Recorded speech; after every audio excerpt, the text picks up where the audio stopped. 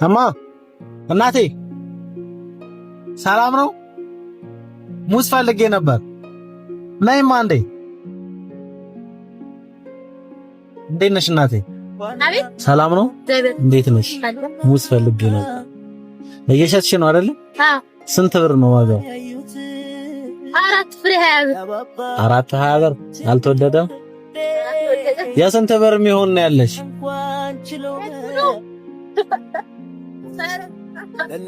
ሉሉ ያን ግራቆ በኪሎ ነው የሚሸጠው። ስንት ብር ይሆናል? ቢያንስ እንጃ ግምቱን ባላውቅም ሳይመዘግር አላውቅም። ትንሽ ጊዜ ትፈቅጂልኛለሽ? ላወራሽ ነበረ። እኔ ባላደራው እባላለሁ። እሺ። እና ምናልባት የተወሰኑ ነገሮችን ማድረግ የምችለው ነገር ካለ አንቺን ለማገዝ ብዬ ነው። ምትፈቅጂልኝ ከሆነ ትንሽ ደቂቃ ስጭኝና እንዳወራሽ ነው። አስቆሜ ከማወራሽ መኪና ውስጥ ገቢና እዚህ ሳንሄድ የተወሰነ ነገር ላወራሽ ነው። አንቺን ለሚጠቅም ነገር ነው። አይ ልጅ ይዤ እንኳን መኪና ውስጥ አልገባም። እዚህ ጋር ባወራ ምን ችግር አለው? አንቺን አስቆሜ ከማወራሽ ችግር የለውም። እኔ ልጅ ይዤ መኪና መግባት ትንሽ ይከብደኛል። ያው እዚህ ጋር ሆኜ ማውራት እችላለሁ። ስለራሴ ያው እንደምታየኝ ነው። እያየሁሽ ነበር ከቀድም ጀምሮና ደስተኛ ነሽ? እግዚአብሔር ይመስገን። ጤነኛ ልጆች ስለሰጠኝ በጣም ጤነኛ ነኝ። ስንት ልጅ ነው ያለሽ? ከሀብት በላይ ልጅ ሁለት ልጆች አሉኝ። የ7 ዓመት ናች። ያው እግዚአብሔር ይመስገን ጤነኛ ከምንም በላይ ከሀብት በላይ ጤና ነው ይመስለኛል። ስለዚህ ጤነኛ ስለሆንኩ ደስተኛ ነኝ። ያው ረሃብ ድህነት ይቻላል አይመስልም? ባለቤትሽ አብሮት ነው? ባለቤቴ ያው አከራይተሽ ነው የምትኖሪው ወይስ? አከራይቼ ነው የምኖረው። ስንት ብር ትከፍያለሽ? ያው አፌን ብቻ 4 ሺህ ብር ያው ከዛ በታች የለም። ቤት አዲስ አበባ እንደምታየው ከዛ በታች የለም። ባለቤትሽ ስራ ይሰራል? አዎ ይሰራል። እግዚአብሔር ይመስገን። ምን ይሰራል እሱ? ሹፌር ነው የሚሰራው። ኦኬ። ያው እንግዲህ እንደምታየው ሁለት ልጆች ይዘህ ሹፌርና ሰጥቶ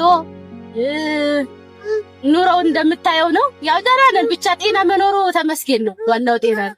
ዋይ ጎበዝ ነሽ አንቺ። ሙዙን ራስሽ ነሽ እየሄድሽ የምታመጪው? አዎ ጥሬ ያመጣና ቤት አብስላለሁ፣ ከዛ እሸጣለሁ። ታዲያ ለምን መሸጫ ሙዙ የምታስቀምጪበት ዕቃ ለምን አንተ አታዘጋጂ? በመዘፍዘፊያ ነው የማመጣው። ሳመጣው ያው ደንብ አይፈቅድም። እዚህ ህገወጥ ነጋዴ አይደል? ዕቃ ብታመጣ ከምትወረስ እንደዚህ ለበቀል ሸጣ ይሻላል። ምን አልከኝ? እሺ ታረግልኛለህ። ቆይ ስለዚህ እንደዚህ ይሻላል። አዎ እንደዚህ ምን ነው ራቅሽኝ? ርቀሽኝ ወደዛ። ኧረ ለምን እርቃለሁ? እኔ ግልጹን ስለማወራ ምንም የሚያስረቅ ጉዳይ የለኝም። አይ ጎበዝ ነሽ። እኔ እያየሁሽ ነበር እዛ ጋር ለልጅቷ ቡና ለምታፈለዋ ልጅም ስትሸጪላት፣ ከዛ በፊትም ሳይሽ ከልጅሽ ጋር እየተጫወትሽ ደስ እያለሽ ነውና አሁን እንዳልኩ ያው ኑሮ ሳይሆን ዋናው ጤና ስለሆነ በጤንነቴ እኔ ደስተኛ ነኝ። ለዛ ነው ሌላ ደስታ የሚሰጠኝ እኮ የለም። ሀብት ኑሮ ወይ የተትረፈረፈ ህይወት ሳይሆን እንደምታየው ነው። ብርድ ልጅ ይዘህ ይከብዳል። ግን በጣም ያው ጤና ስላለኝ ግን አመሰግናለሁ ፈጣሪ። እሱ ነው ዋናው አይመስልም? አይ ልክ ነሽ፣ ትክክል ነው ያልሽው። ግን አሁን ከዚህ የተሻለ ስራ ለመስራት ያሰብሽው ምናምን አለ? ያው እኔ በየተሻለ ብሰራ ደስ ይለኛል።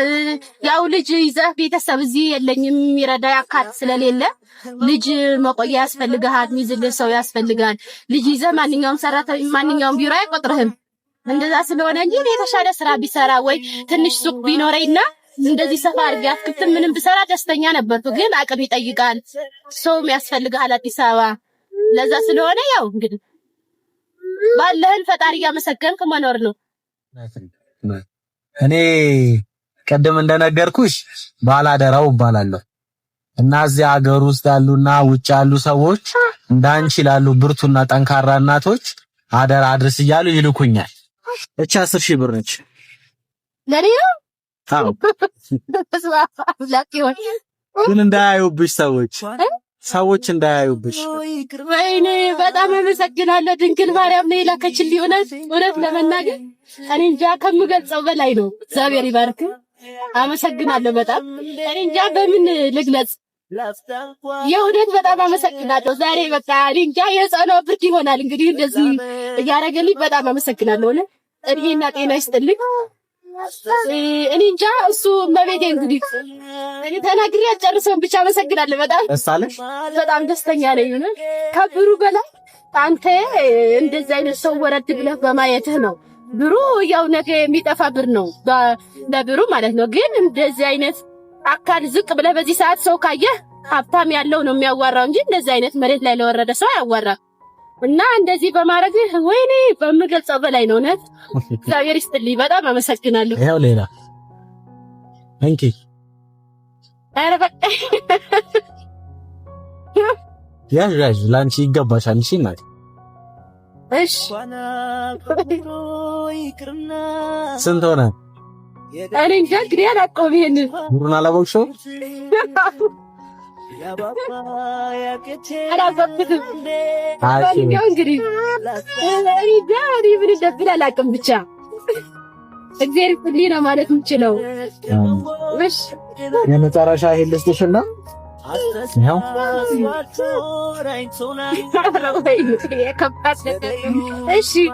5000 ብር 25000 ብር ሆነ ማለት ነው እሺ በድምሩ አንድ ላይ 25000 ብር ነው እኔ አይደለሁም እሺ እናቴ ይሄንን ከራሴ ኪስ አይደለም የሰጠውሽ ይሄንን የላኩልሽ የቅዱስ ገብርኤል ማህበርተኞች ይባላሉ እና ውጭ ሀገር ነው የሚኖሩት እነሱ ናቸው ይሄንን ገንዘብ የላኩልሽ እሺ እነሱን መርቂያቸው እሺ እግዚአብሔር ይስጥልኝ በጣም አመሰግናለሁ አሜን እድሜና ጤና ይስጥልኝ አሜን በርቱ ላለው እንደዚህ አይነት ወርድ ላለ ሰው እንደዚህ በመርዳታቸው እግዚአብሔር ይስጥልኝ ላለው ከዚህ በላይ ልጅ ምናልባት ሌሎች ሰዎች አንቺን ማገዝ ወይ መርዳት ከፈለጉ ስልክ ቁጥር አለሽ ስልክ ቁጥር አለሽ ሌሎች ሰዎች አንቺን ማገዝ የሚችሉበት ያው 09 እሺ 49 1095 የአካውንት ቁጥር ሳለሽ ባንክ የለሽም ምናልባት አንቺን ሰዎች ማገዝ ከፈለጉ በዚህ ስልክ ይደውሉሻል እሺ ብሩን እንዳይወስዱብሽ አሁኑኑ ባንክ አስገብሽ